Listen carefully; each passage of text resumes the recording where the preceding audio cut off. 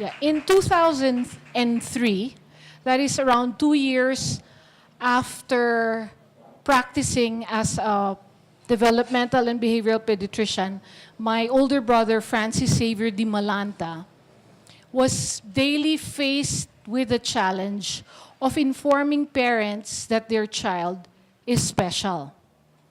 It was really burdensome to spring that news to the parents and quite unjust if there's no solution that you present. So he made it his duty to bring here to Baguio the specialists in the field, speech and language pathologist, occupational therapist, physical therapist, special education teachers, all these volunteers who came up regularly to assist these families.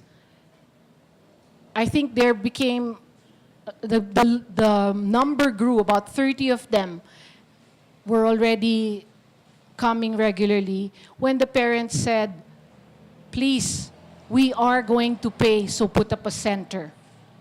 And that's how DREAM was born. Fast forward, October 2018, we turned 15 years old. I'd like to share with you our video, which we celebrated last year, and we were so happy that your founder in No Box shared that wonderful occasion with us. We are blessed by our volunteers, and actually we have one right now. Mylis, could you wave? She's from France. She's been here for almost 6 weeks now.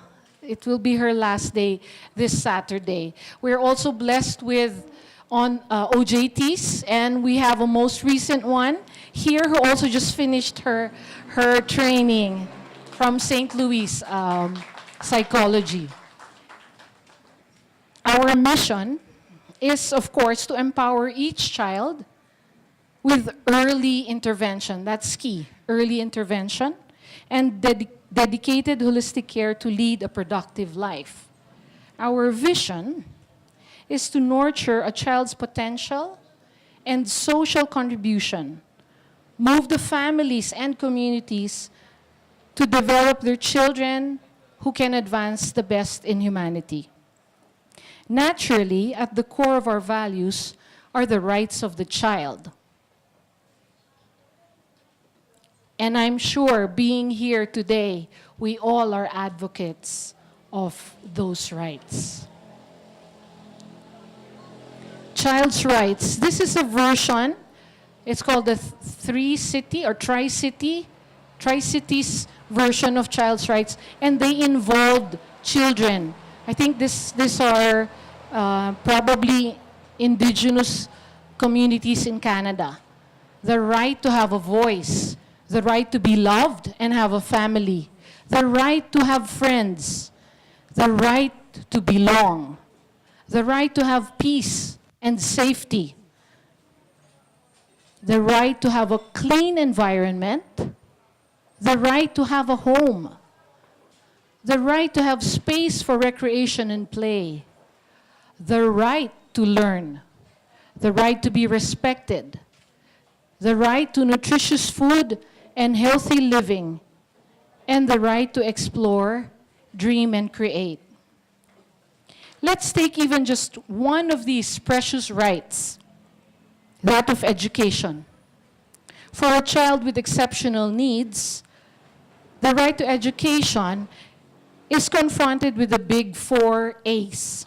A for availability, A for accessibility, A for acceptability, and A for adaptability. So availability. Clearly, there's a lack of adequate and specialized structures, especially in remote areas. There's such a limited number of institutions that offer programs. There's a lack of funding from the government, a lack of specialized teachers, and a lack of training available for teachers. For accessibility, the issues are barriers in relation to transportation in remote and rural areas, costs of obtaining the educational services, they're very prohibitive, and different standards in legislation. The third A is acceptability. There's an inadequacy of the curriculum, class size, social negative preconceptions, and the lack of effective mode of communication. The last four is adaptability. Totally, there's a lack of data available. There's also the tendency of legislators to set up common standards and measures for different kinds of disabilities. And of course, we're concerned with accommodations for children with disabilities. Mother Teresa's quote, "If you judge people, you have no time to love them," is so true. When Kaisa started as an OJT early in this year, and other OJTs, they commonly ask, what does she or he have? And our response is an encouragement to see the child rather than the disability. We emphasize that it is best to interact and get to know the child before any diagnosis is ever revealed. Plato had a similar quote, "Be kind, for everyone you meet is fighting a harder battle." As teachers, I'm sure I'm not the only teacher here, it's easy for us to find the most challenging kids who are actually the ones who need to be loved the most. It's good to know that those kids who are giving us a hard time are really having a hard time themselves. I'd like to share a story which I shared to one of the speakers yesterday. We were approached by a parent who we were able to assist with her child.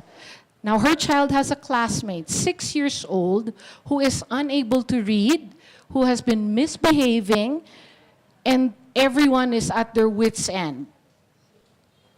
What are we going to do? Upon speaking with the family, the grandmother, who takes care of her on weekends, we find out she's given now to a foster parent.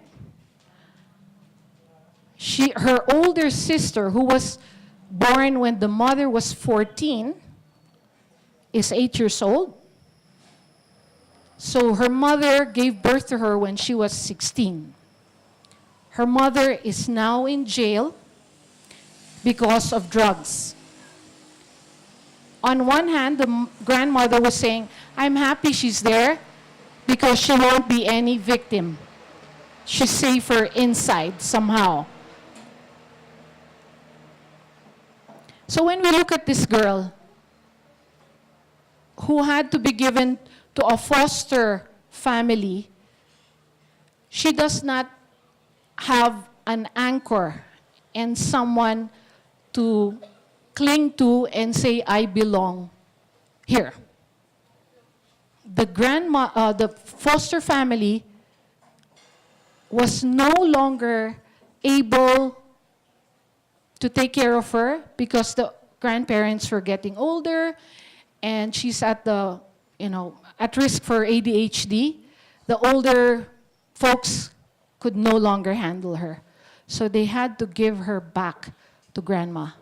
So she came from a private school, was brought back to grandma. Grandma says, "We can no longer afford this.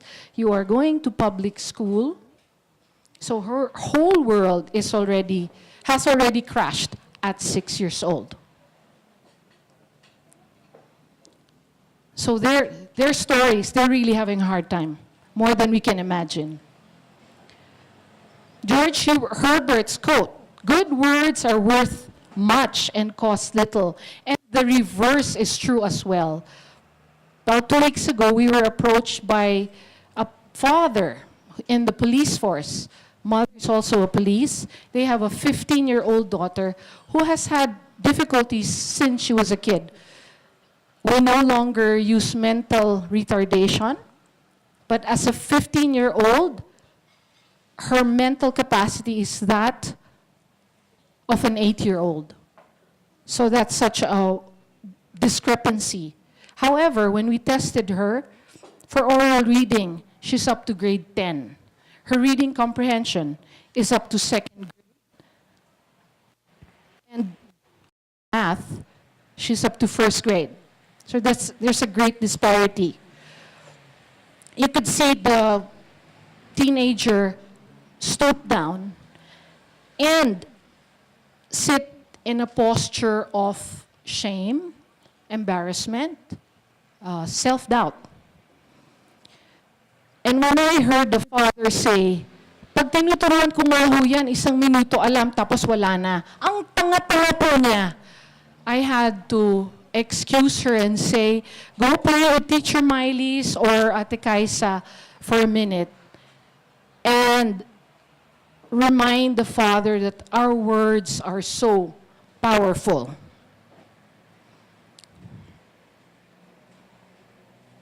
There are some people who could hear you speak 1,000 words and still not understand you.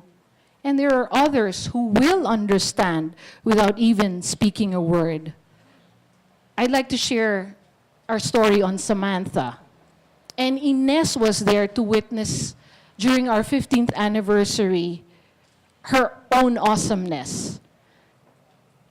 This music clip from Disney's Beauty and the Beast is called Home. Please listen to the lyrics.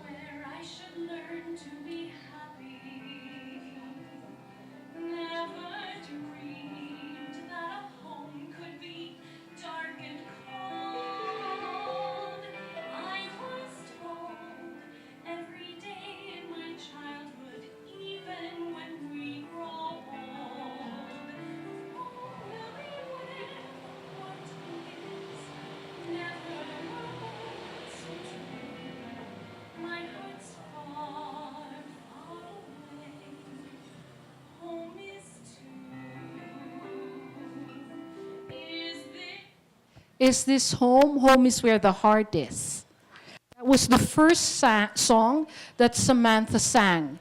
She was a patient of my brother since she was 11. She's nonverbal. At our dinner concert, she was rocking, and the mother said she wants to sing. This was right after Glenn Gaerlan and Kai Balahaja Ligayu were singing Broadway songs. The program ended, but then she wanted to sing. So I approached my brother and said, Kuya, she wants to sing now. That's the first song she said. She rendered, Home. Is this home? We had a fashion show featuring dads and kids. So we had kids with Down syndrome, with autism, who she saw earlier. And then, I don't know if we're just making it a message that from her, is this home? Is this a place where I can comfortably sing? Well, I'd like you to listen even closely, more closely to this second song. It's entitled Through My Eyes by Scott James. See the world through my eyes, it changed shape and it changed.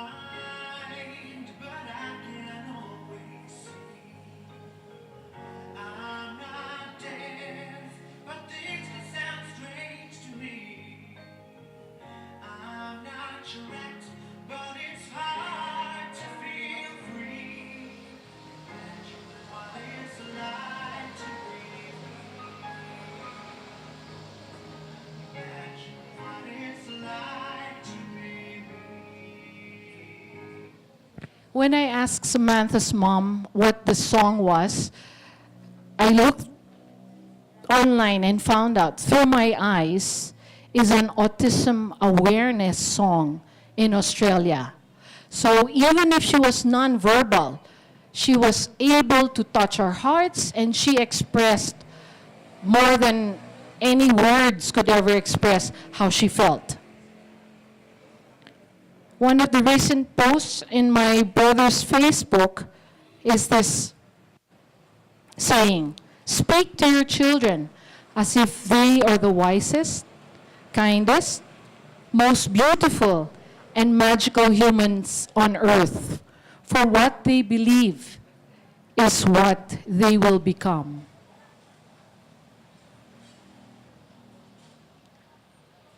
One in 20 kids live with a disability. That gives 19 kids a daily opportunity to learn about diversity, collaboration, inclusion, and friendship.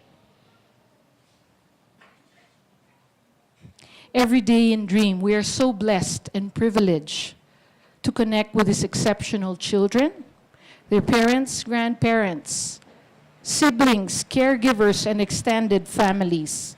We have the wonderful opportunity to genuinely be present with them and respond to that vital question: what makes us truly human?